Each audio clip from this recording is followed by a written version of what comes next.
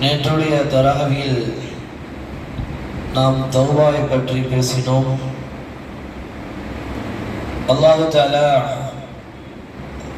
நேற்று சொன்னது போல் நாம் செய்த பாவத்திற்கு அல்லாஹ்விடத்தில் கையேந்தி பாவ மன்னிப்பை கேட்கும் என்றால் அல்லாஹ் தஆலா அவன் ஆசைப்படுகிறான். நேற்று ஒரு 10 கொடுமைகள் சொன்னோம். பாவம் பண்ணோம்னா நம்ம தொடர்ந்துகிட்டே 10 கொடுமை வரும்னு சொன்னோம். ரசூலுல்லாஹ்வுடைய ஹதீஸ்ல ஒரு சஹாபி அறிவிக்கிறாங்க, என்னன்னா ரசூலுல்லாஹ் சொல்றாங்க, எல்லோருமே அல்லாஹ்வை கூப்பிடுவோம், எல்லாருமே அல்லாஹ்வை கூப்பிடுவோம். அப்போ அல்லாஹ் பதில் சொல்லுவானான்றத சஹாபாக்கள் கேட்கும் பொழுது ரசூலுல்லாஹ் சொல்றாங்க, ஒரு போர் வீரர் அல்லாஹ்வை கூப்பிட்டா அல்லாஹ் ஒரு வாட்டி லப்பைக்குன்னு சொல்லுவானா, வெறும் ஒரு தடவை. அதே போல ரமலான்ல நோன்பு வைத்த ஒரு நபர் அல்லாஹ்னு சொன்னா அதுக்கும் அல்லாஹ் வந்து ஒரு வாட்டி லப்பைக்குன்னு சொல்லுவானா. லப்பைக்குன்னா வருகைன்னு அர்த்தம், தமிழ் அர்த்தம். அதற்கு பிறகு திரும்பி சஹாபாக்கள் கேட்குறாங்க, ரசூலுல்லாஹ் சொல்றாங்க. அடுத்து சஹாபாக்கள் கேட்குற வார்த்தை என்னன்னா, சரி பாவம் செய்கிறவன் அல்லாஹ்னு கூப்பிட்டா அல்லாஹ் லப்பைக்குன்னு சொல்லுவானா சஹாபி கேட்குறாங்க. அதுக்கு ரசூலுல்லாஹ் என்ன சொன்னாங்கன்னா, போர் செஞ்சு அல்லாஹ் ஒரு தடவை லப்பைக்குன்னு சொல்லுவான். நோம்பு வைத்த ஒரு நபர் அல்லாஹ்வை கூப்பிட்டா ஒரு தடவை லப்பைக்குன்னு சொல்லுவான். ஆனா பாவம் செய்யறவன் அல்லாஹ்வை கூப்பிட்டா அல்லாஹ் லப்பைக் லப்பைக் லப்பைக் 3 வாட்டி சொல்லுவான். யாருக்கு? பாவம் செய்யறவனுக்கு. அப்ப ரசூலுல்லாஹ் சொன்னாங்களா, என்ன சொல்ல ஹதீஸ பாருங்க, இவன் வந்து அமலை காட்டி என்னை கூப்பிடுறான், நான் அமல் செஞ்சுட்டேன் அப்படின்னு என்ன பண்றான், என்ன கூப்பிடுறான். ஆனா இந்த பாவம் செஞ்சவன் என் பாவத்துக்காக மன்னிப்புக்காக கையேந்திரான்னு சொல்லி அல்லாஹ் சந்தோஷப்பட்டு லப்பைக் லப்பைக் லப்பைக் 3 தடவை சொல்லுவான். அப்ப பாருங்க, பாவம் மன்னிப்புன்றது அல்லாஹ்வுக்கு பிடித்தமான ஒரு செயல். யோசிச்சு பாருங்க, நம்ம ரமலான் நோம்பிக்கு ஒரு ரஹமத்து, அவங்களே அல்லாஹ்னு சொல்லாம ஒரு தடவை லப்பைக் சொல்ற ரப்பு, பாவ மன்னிப்புக்காக கையேந்திர நமக்கு அல்லாஹ் என்ன சொல்றான், 3 தடவை லப்பைக் சொல்லுவாங்க. ரசூலுல்லாஹ்வுடைய ஹதீஸ் இது. அப்ப இந்த இதுல விஷயத்துல நமக்கு தெரியக்கூடிய ஒரு படிப்பினை, நம்ம எவ்வளவு பாவம் செஞ்சாலும் சரி அல்லாஹ்கிட்ட கையேந்தினோம்னா கண்டிப்பா அல்ல ரப்ப என்ன பண்ணுவான், பாவ மன்னிப்பு கொடுத்துருவான். அல்ல நமக்காக ரப்பைக்கு 3 தடவை சொல்லுவான். இது ஒரு ஹதீஸ். அடுத்து ஒரு பெண்மணி வந்து அபூ ஹுரைரா சஹாபி, ரசூலுல்லாஹ் கூட நெருக்கமான இருக்குவாங்க. அவங்க என்ன பண்றாங்கன்னா, ரோட்ல நடந்து போயிட்டு இருக்கும் பொழுது ஒரு சமயம் ஒரு பெண்மணி வராங்க.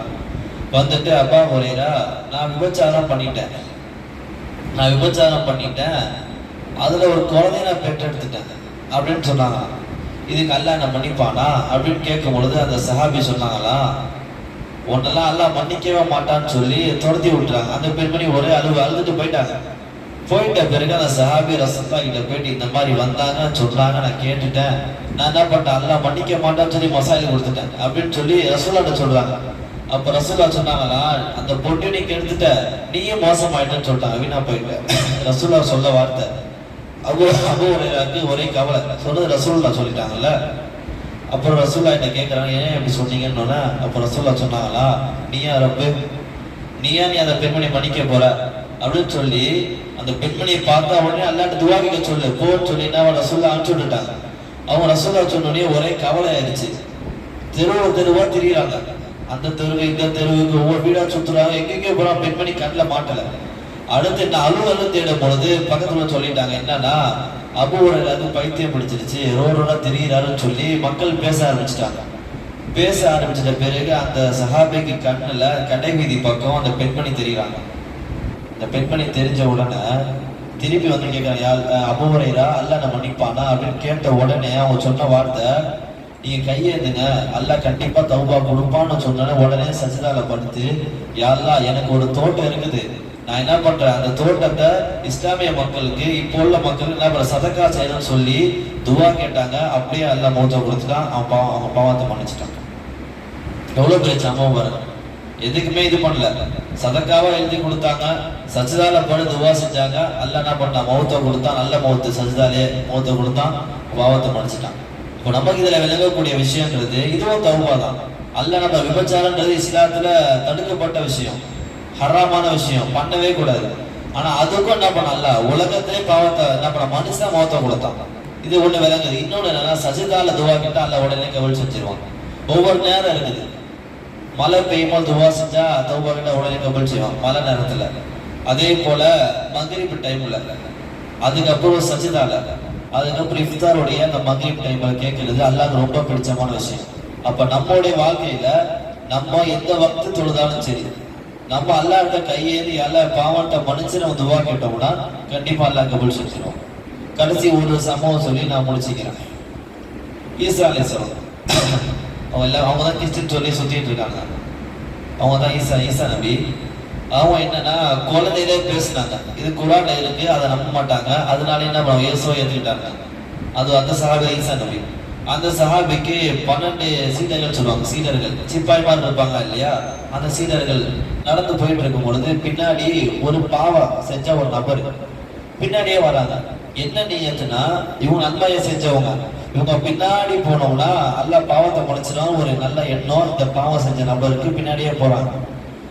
பின்னாடியே போயிட்டு இருக்கும் பொழுது இந்த 12 பேருக்கு தெரிஞ்சிருச்சு இவர் பாவம் செஞ்ச நபர். இவங்க என்ன நினைக்கிறாங்கன்னா நம்ம செய்யறது அமல், இவர் கெடுத்துருவாரோ, பாவம் செஞ்ச நபர் கெடுத்துவாரோன்னு சொல்லிட்டு இவங்களுக்கு பயம். இவங்க வர்றது நல்ல எண்ணத்தோடு. அவங்க என்ன நினைக்கலாம், சரி கூப்பிட்டு அல்லாஹ்ட்ட துவா கேட்கலாம்னு நினைச்சிருக்கணும். ஆனா அவங்க தப்பு பண்ணிட்டாங்க. அப்புறம் என்ன ஆயிடுச்சுன்னா ஈசா நபிக்கு அல்லாஹ் சொல்றான் என்னன்னா, பாவம் செஞ்ச நபரை நான் மன்னிச்சிட்டேன், பாவம் செஞ்ச நபரை நான் மன்னிச்சிட்டேன். ஆனா பாவம் செய்யாத நபர்கள் என்ன பண்ணேன், நன்மையா தீமை ஆகிட்டேன், நன்மையை மறைச்சிட்டேன்னு சொல்லி அல்லாஹ் என்ன பண்றான், நபிகிட்ட சொல்றான்.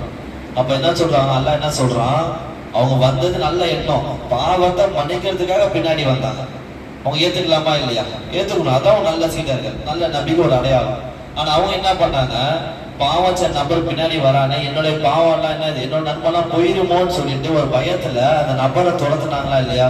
அந்த ஒரு காரணம், நான் எல்லா பாவத்தையும் மன்னிச்சிட்டேன், என் நன்மை நான் போக்கிட்டேன்றத அந்த அல்லாஹ் என்ன எத்தி வைக்கிறான். அப்ப அல்லாஹ் ஒண்ணுன்னு சொல்றான், யாரு பாவத்தை மன்னிக்கும் எண்ணத்தோட கையேந்தி யாரு வராமோ நீங்க என்ன பண்ணுங்க, ஏத்திட்டு துவா செய்யுங்கன்னு சொல்லி அந்த சம்பவத்துல நமக்கு தெரிவிக்கிறாங்க. அப்ப நேற்று சொன்ன அந்த 10 கொடுமைக்கும் நம்ம பின்னாடி இதாயிடக்கூடாது. ஏன்னா ரொம்ப மோசமான விஷயம். இல்ல சொன்ன 10மே பாருங்க ரொம்ப கொடுமையான விஷயம். அப்ப அந்த கொடுமைக்கு நம்ம ஆளாக கூடாதுன்னா நம்ம செய்யற விஷயத்துல பாவம் செய்யாம இருக்க முடியாது யாராலுமே. உலகத்துல கண்ணை மூடனா பாவம், திரும்பினா பாவம், பேசினா பாவம், எல்லாமே பாவம் ஆயிடுச்சு. பாவம் செய்ய வைக்காம இருக்க முடியாத நபரா நம்ம இருக்கும் பொழுது நம்ம அல்லாஹ் எவ்வளவு பாவம் செஞ்சாலும் சரி அல்லாஹ் மன்னிக்கலாம். விபச்சார பெண்மணி மன்னிச்சிட்டானா இல்லையா? விபச்சாரம் செஞ்ச பெண்மணிக்கு ஒரு நாய்க்கு தண்ணி கொடுத்து ஒரு சம்பவம் சொல்லியிருப்பான், அல்லாஹ் சொர்க்கத்தை கொடுத்தான். அப்ப இல்ல நன்மை தான். அப்ப எவ்வளவு பெரிய பாவம் செஞ்சாலும் சரி, பெரிய பாவமா இருக்கட்டும், நீங்க அல்லாஹ் இடத்துல உண்மையா கையேந்தி நீங்க மன்னிப்பு கேட்டீங்கன்னா அல்லாஹ் கண்டிப்பா நமக்கு என்ன பண்ணுவான், ஒரு நசீபை கொடுப்பான். ஆக எல்லாம் இறைவன் அல்லாஹ் இடத்துல கையேந்தக்கூடிய பாக்கியத்தை உங்களுக்கும் எனக்கும் தருவானாக. அஸ்ஸலாமு அலைக்கும் வரஹ்மத்துல்லாஹி வபரகாத்துஹு.